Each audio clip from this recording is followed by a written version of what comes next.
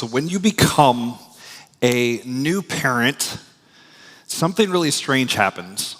Overnight, life turns into basically like this scoreboard. All of a sudden, everything is tracked with your kid, right? Their weight, their percentiles, sleep cycles, feeding schedules, developmental milestones. You're getting like charts and apps and notifications telling you exactly how your kid compares to every other kid born within like a 6-week radius of your kid, right? Y'all been through this? And you don't even have to ask for it. Like, they just hand it to you. Like, congratulations on your baby. Here's how they're doing compared to everyone else. And that's wild. And it's wild how much that kind of messes with you. Like, one minute you feel very proud of your kid. Look, my kid's ahead. Look at that. Like, look at their motor skills. Look at their vocabulary. Obviously, this kid's a genius. He's probably going to Harvard someday. And the next minute you feel like anxious or guilty. Like, well, why aren't they doing that yet? Why haven't they hit this milestone? Did we mess something up? Are we bad parents? Are we behind? Are we, should they be reading more? Should they be sleeping less? Well, never sleeping less, but should they be sleeping less, sleeping more? And it's crazy because it's the same kid and you're the same parents and it's the same house and the same love and all that stuff. But somehow, like, everything feels evaluated when you start going to your pediatrician, right? And what started out as maybe like helpful information, okay, how are we doing with this kid with these developmental goals? It kind of slowly turns into this like game of comparison. And comparison turns into pressure. And pressure starts shaping how you see yourself as a parent. Life does this to us all the time. Parenting just makes it obvious. We live in a world that loves metrics, progress bars, rankings. We're constantly being told how we're doing, where we stand, and how we compare. Careers, our bodies, our relationships, our faith, our parenting, even how much we rest, like we track our sleep. And if you're not careful, you'll stop living your life and you'll just start grading your life, right? And that's why comparison is such a powerful rut. You can be faithful, you can be growing, you can be doing exactly what God has asked you to do, and still you feel like you're losing just because you're measuring yourself against someone else. And that's not new. We can see this in the scriptures. One of the disciples of Jesus named Peter, he does the exact same thing in John chapter 21. He's good. He's been with Jesus. He's been forgiven. He's been restored. Jesus has just named his calling that we're going to look at here in a second. And then Peter looks sideways and asks one question that exposes how easy it is to turn almost anything into a scoreboard. So I want to read it to you. This is post-resurrection. Jesus appears. And I want to read this to you from John 21. We're just going to walk through a couple verses here together. John 21, starting with verse 15. When they had finished breakfast, Jesus said to Simon Peter, "Simon, son of John, do you love me more than these?" He said to him, "Yes, Lord, you know that I love you." He said to him, "Feed my lambs." He said to him a second time, "Simon, son of John, do you love me?" He said to him, "Yes, Lord, you know that I love you." He said to him, "Tend my sheep." He said to him the third time, "Simon, son of John, do you love me?" And if I'm Peter, I'm getting a little annoyed at this point. Like, how many times do I have to answer that question? Why are you so insecure, Jesus? You'd be starting to feel all this. Like, why do you keep asking me that, right? "Simon, son of John, do you love me?" Peter was grieved because he said to him the third time, "Do you love me?" "Yeah." And he said to him, "Lord, you know everything. You know that I love you." Jesus said to him, "Feed my sheep." Peter, before this, had denied Jesus 3 times, publicly and emphatically. And now he finds himself face to face with the risen Jesus on the shore of the lake. Jesus has cooked breakfast, and he gathers his disciples, and they have a meal there. And most scholars will tell you that what happens here that I just read to you is basically like a recommissioning service for Peter, who was probably dealing with a lot of shame for how he had just denied Jesus recently so publicly. And just like Peter had denied Jesus 3 times, 3 times Jesus asked him again, "Hey, Peter, do you love me?" Mirroring those kind of the three denials that are probably still echoing in Peter's memory. Each response is met with renewed responsibility. Feed my lambs, tend my sheep, feed my sheep. Can you imagine being asked this 3 times in a row?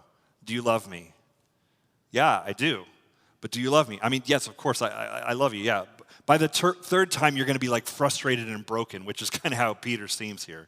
You'd be like, enough already. Why don't you believe me? I already told you twice that I love you. But each time Peter responds, Jesus pushes him like a little further and pushes him towards the future work of being a shepherd in the church. Jesus isn't just forgiving Peter's past. He's naming Peter's future and pushing him forward. He's reaffirming his vocation and entrusting him once again with people. Failure, and this is good news, failure does not disqualify Peter from leadership or calling. That should be good news to all of us because we've all have failure. So look what happens in continuing on in verse 18. Truly, truly, I say to you, when you were young, you used to dress yourself and walk wherever you wanted. But when you are old, you will stretch out your hands, and another will dress you and carry you where you do not want to go. This he said to show by what kind of death he was to glorify God. And after this he said to him, follow me. So after restoring Peter, Jesus becomes very specific about what's going to happen in his future and what following Jesus is going to cost him. He speaks of a future where Peter is going to lose autonomy, essentially, and be led where he doesn't want to go. But John adds like a little interpretive note in verse 19 here, and he says, hey, this is actually Jesus is explaining the kind of death by which Peter would glorify God. This is not like vague discipleship language. Jesus is naming Peter's actual road. Most scholars will point to this and go, look, Peter is eventually going to get hung upside down on a cross in Rome in about 64 AD, somewhere around there. And this is Jesus predicting this. Like, this is going to end badly for you. You're going to get hung upside down, and this isn't going to go well. And if I'm Peter hearing this from Jesus after I've just been restored and he asked me if I loved him and all that, I don't think I 100% love what Jesus just said there if I'm Peter. I would be like, oh, I thought this was going to end differently for me. Like, I'm one of your guys. I'm one of your inner circle. Like, don't I get some sort of like cool eternal reward? Hanging upside down on a cross in Rome wasn't what I was thinking when I signed up to follow you. That's just like one of those things, if I'm Peter, I'd probably just rather not know how this is going to end. But clarity, I mean, it can be a gift. It also exposes us. When God names your path, you suddenly feel how narrow and costly it can be. You become acutely aware of who you are and who you are not. Peter should know this by now. He's not John. He's not someone else. He's Peter. He's impulsive, courageous, and a bit fearful at times, and he's deeply human in his strength and in his weaknesses. And clarity doesn't mean that the path is awesome. The hard truth, and I want you to hear this because it's true for Peter and I think it's true for us too, okay? This is the worst Jesus recruiting speech I could give you, but here it is. The hard truth is that following Jesus often ends very badly, especially by the world's standards. You know this. At least 100 of you in this church have read the Bible cover to cover. And you read the scriptures honestly, and you'll see that faithfulness regularly leads to suffering, misunderstanding, and loss. Life with God is full of meaning, but it's also profoundly messy. So let me continue on, see what happens here. Verse 20. Peter turned and saw the disciple whom Jesus loved following them, the one who had also leaned back against him during the supper and had said, Lord, who is that is going to betray you? When Peter saw him, he said to Jesus, Lord, what about this man? It's at this exact moment that Peter does something very human. He looks sideways, he notices John following behind them, and he says, hey, what about him? Wait, you just said I'm going to die upside down on a cross. What about John? What's his story? Peter's not rejecting Jesus. He's not even arguing with Jesus about what he told him or walking away in rebellion. He's simply taking his eye off the ball and checking the scoreboard. Comparison almost always begins with like this curiosity. It starts with like a little glance, a question, maybe the mental calculation that seems harmless. Hey, Jesus, I know I'm going to hang upside down on the cross. That's horrible. Yeah, what about John, though? Like, do you have any, does he hang some way? Or do you have any special plans for him? Once comparison enters our minds, obedience starts to subtly shift.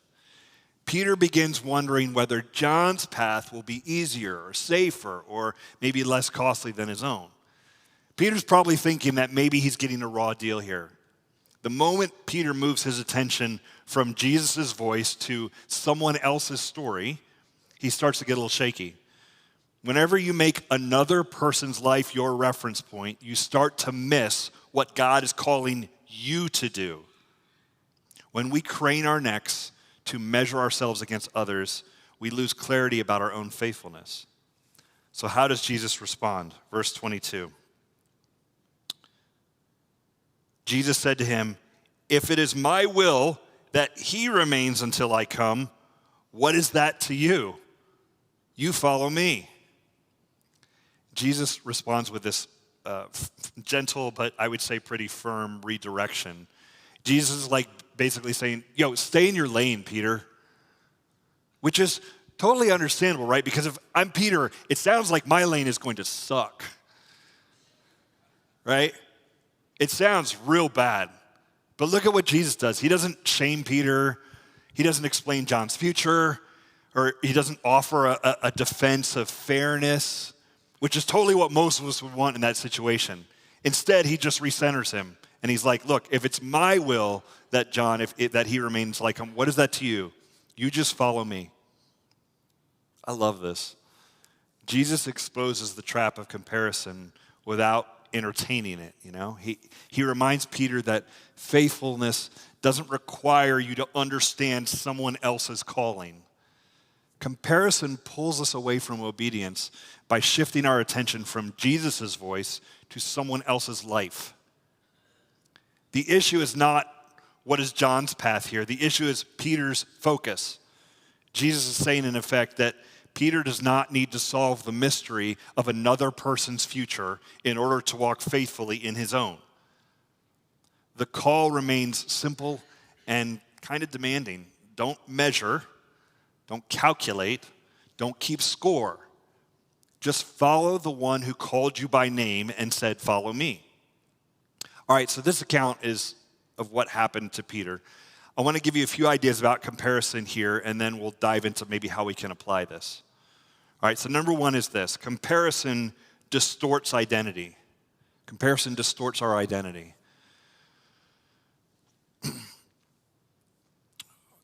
Comparison gets you to think you are who you are by measuring you against someone else. It quietly forms identity through contrast. You learn who you are by noticing who you are not. Oh, I'm not as smart as them. I'm smarter than them, or I'm more gifted than them, or I'm less successful than them, or I'm more faithful, or I'm less visible. And before long, identity stops being something that you receive from God, and it starts being something that you calculate. The measuring stick is no longer God's voice in your life, but someone else's life. Scripture pushes against this at a deep level. The biblical vision of identity is not competitive or comparative. It's received. Listen to this. It's famous text, Psalm 139:14. "I praise you, for I am fearfully and wonderfully made. Wonderful are your works. My soul knows it very well." That's not like a ranking statement. It's not like I praise you because I'm made a little bit better than the person next to me. It's just this relational language. It doesn't say you're better or worse. It just says you are known, you are intended, and you are formed with care. Identity in Scripture is rooted in creation and calling. It's not rooted in performance or your proximity to other people. Comparison erases that truth by simply turning all your differences into deficiencies. What was once simply distinct about you starts to feel like a flaw. Someone else's gifting becomes evidence that you are lacking. Someone else's success is proof that you're behind. Over time, you stop asking the question, who has God made me to be? And you start asking the question, why am I not more like this other person? The shift there is pretty small, but the impact is enormous. And it happens quickly, right? I'm a pretty good golfer. You should know that about me. It's important. I'm a pretty good golfer, but I'm not when I play with the people that I usually play with because they're all better than me. And this is very humbling. But why? It's dumb. It's a solo sport. I can't play their game. They can't play my game. I can only do what I do. And watching them be better than me, at best, can challenge me to be better, but at worst, it can drive me crazy. We have to remember that comparison is a distraction. It pulls your attention away from the work that God is doing in you and redirects you towards an imaginary standard that God never set. Comparison does not make you more self-aware. It makes you less available. It distorts your identity by convincing you that faithfulness is about resemblance of other people instead of obedience to God. So that's one thing comparison does. Here's the second thing comparison does to us. Comparison undermines gratitude. The Apostle Paul gives us like this mic drop on the topic in Galatians 6. Listen to what he says in Galatians 6:4. Let each one test his own work, and then his reason to boast will be in himself alone and not in his neighbor. What's Paul saying? Stay in your lane. Think about your own stuff, not about everyone else's. Gratitude grows when our attention is rightly ordered and when we learn to notice what God is doing in us instead of constantly scanning the horizon or seeing how we measure up to others. And comparison makes that almost impossible. It steals our joy because it always guarantees a distorted result. When we compare upward, we feel inadequate and behind. When we compare downward, we feel superior and quietly relieved that we're not like them. Either way, gratitude disappears. In both directions, comparison shifts the focus from the gift of God to the gap between us and other people. You're no longer thankful for what you've been given because you're too busy evaluating how what you've been given stacks up to everybody else. This is why the often attributed phrase to Roosevelt, I think it rings true, where he says, comparison is the thief of joy. Comparison doesn't just reduce your happiness, it just robs your soul of its stability. Joy rooted in comparison is fragile because it depends on variables you can't control. Someone else's promotion, their blessing, their talent, their visibility, all of that immediately threatens your sense of contentment. Gratitude cannot survive in that environment because gratitude requires presence and attention while comparison thrives on distance and imagination. Paul's invitation is to a very different posture. Test your own work, he says. Keep your eyes on your own paper, kids, is what Paul says. Look at your life as it is in this season with these gifts and limitations. Gratitude grows when you see your life as something entrusted to you by God rather than something you're trying to justify.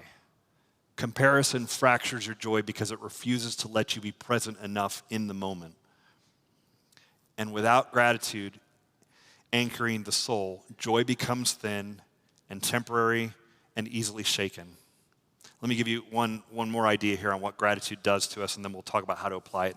Number 3, comparison fragments community. The Apostle Paul also gives us an image of the church, and you may have heard this before if you've been in a church. He gives you an image of the church in 1 Corinthians 12, and he talks about the church as a body.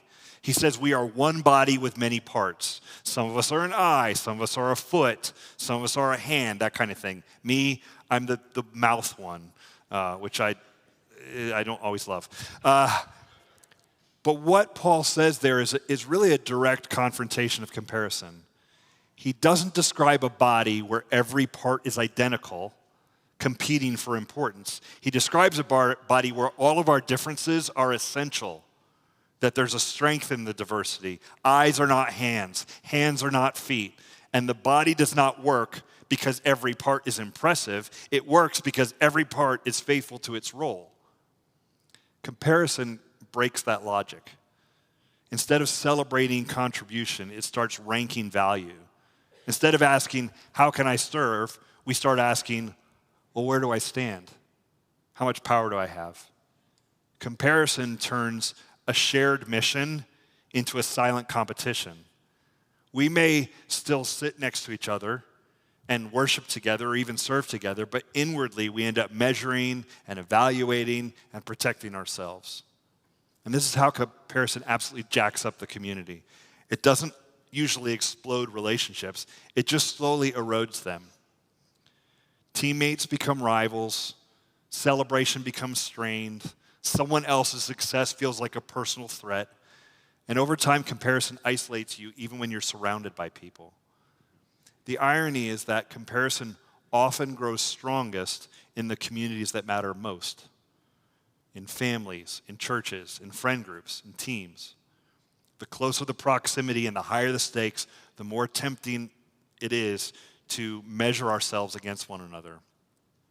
And any of you that think your sibling is smarter, better looking, or more athletic, you know exactly how this comparison thing goes. We don't compare most with strangers.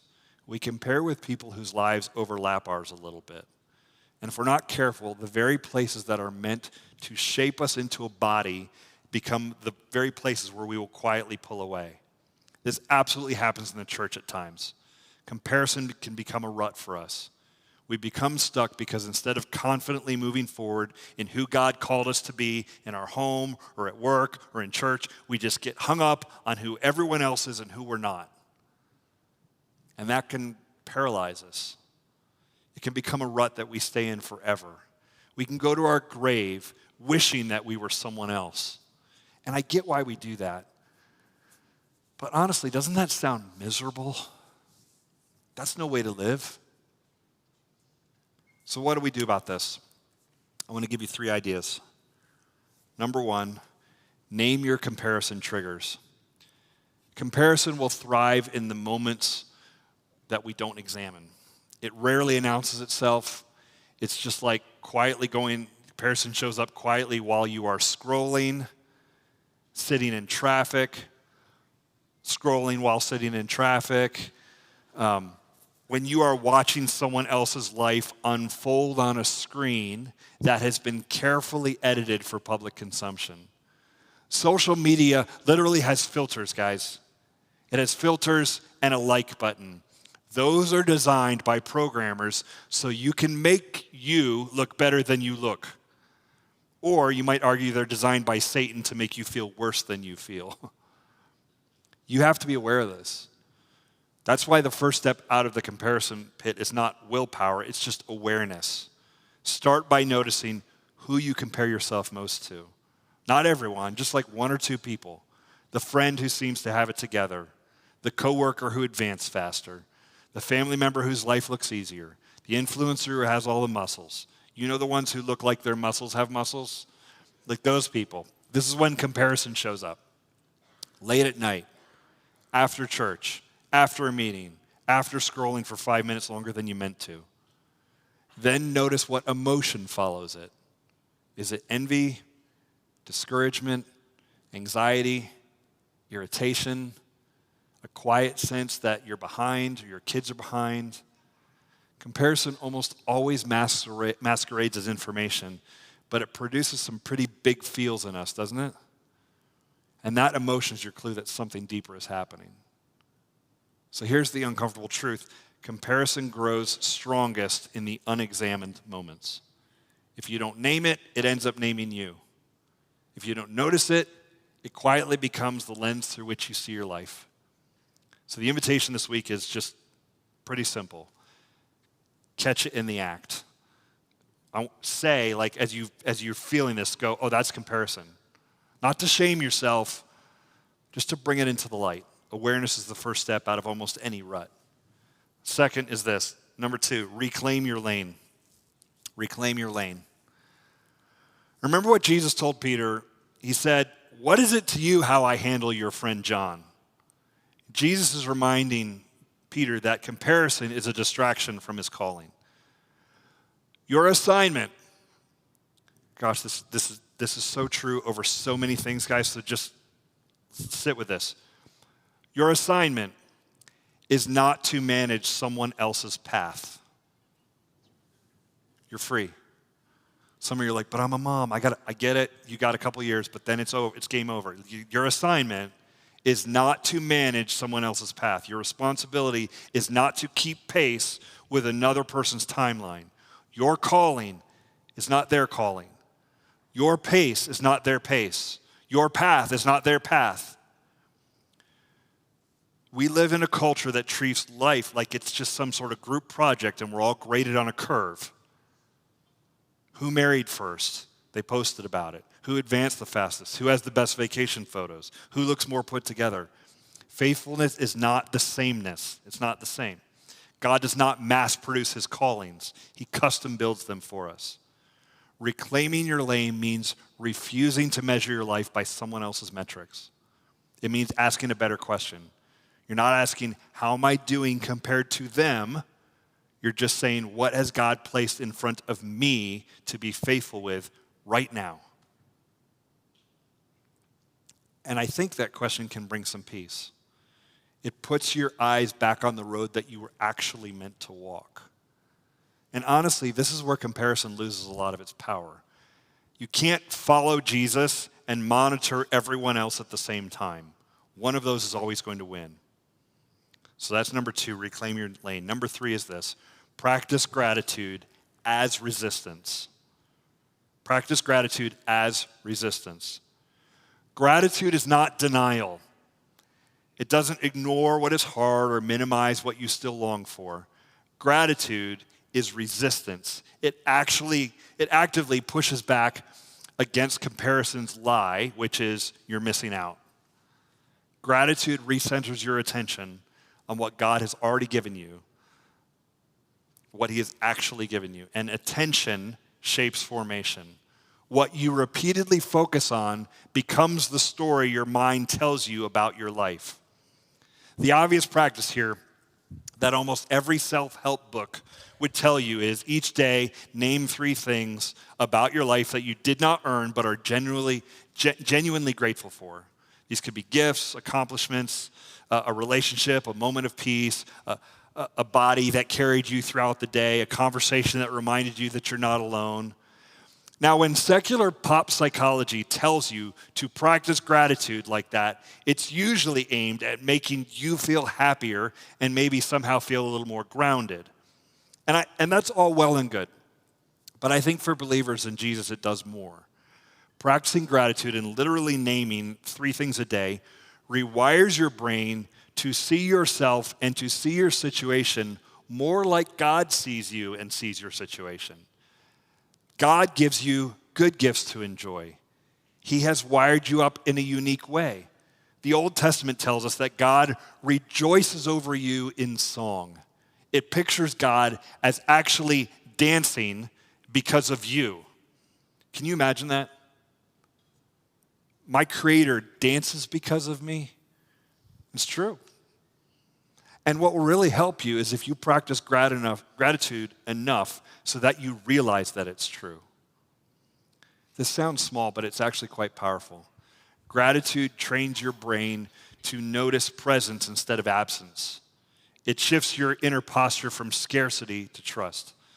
And over time, it loosens comparison's grip on you because you're no longer measuring what you lack against what others have. Comparison asks, why not me? Gratitude asks, what has already been given to me? One keeps you stuck in a rut, the other helps you move forward. And I want to say this carefully and honestly. I think comparison is one of the quiet forces that is fueling how fractured our culture feels right now, especially our political culture. A lot of voices in our world make a living by getting us to look sideways at other people, what they have, how they live, what they're afraid of. And then it quietly asks the question, what do you need to buy or fear or vote for so you can be more like them or protect yourself from them? No one ever says it that plainly, but I think that is the engine underneath a lot of the noise. Comparison is incredibly useful if you're trying to manipulate people. It keeps us restless and reactive, suspicious, It trains us to measure our lives against others instead of receiving other people as gifts. And when comparison is constantly activated, gratitude almost completely disappears. Everything becomes a threat or a deficit. So when people talk about resistance today, it usually sounds loud and angry. Fight this, stand up for this, push back against that, take a stand here. But what if one of the most subversive things followers of Jesus could do right now is to resist comparison itself? What if the resistance begins not with outrage, but with gratitude? Not with constantly reacting to what others have, but with grounding ourselves in what God has already given us. Practicing gratitude does not make you passive. It makes you anchored. It steadies your tone. It softens your posture. It keeps you from being easily played. Gratitude says, I don't need to borrow someone else's life in order to feel whole. In a culture addicted to comparison, gratitude is an act of quiet rebellion. And it might be one of the most faithful ways we learn to follow Jesus in our time. And here's the truth beneath all of what I just said here today. We don't just compare because we're insecure. We compare because we're hungry. We're looking for reassurance. We're trying to answer the question, am I enough? Do I matter? Am I okay? Comparison promises an answer, but it never actually delivers one. It just keeps moving the target. There's always someone ahead of you, someone doing better, someone with more. And if your worth depends on comparison, then peace will always just stay out of reach. The gospel of Jesus tells us something radically different. It says, your value is not established by where you rank. It's established by where Jesus went for you. Jesus did not compare himself upward or downward. He did not grasp for status. He laid it down. He didn't measure his life against others. He gave his life for others.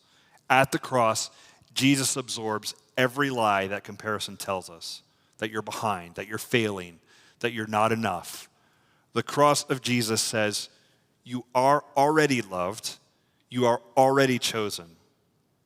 That's why communion matters so much in a series like this. This table, these tables that we have in front of you, this is not for people who have just conquered all their comparison ruts. It's for people who are tired of carrying those. It's not a reward for gratitude, it's a reminder of grace. When you come to the table, you're not comparing your life to anyone else in this room. You're not measuring your faith. You're not proving anything. You're simply receiving what you could never earn. The bread that's there in front of you, the bread says, that is what Jesus held up, and he said, this is my body given for you. And the cup of juice, it says, this is my blood that was poured out for you. That's how Jesus said it. He poured it out for you, not for the best version of you, not for the version of you that finally gets it right, for you.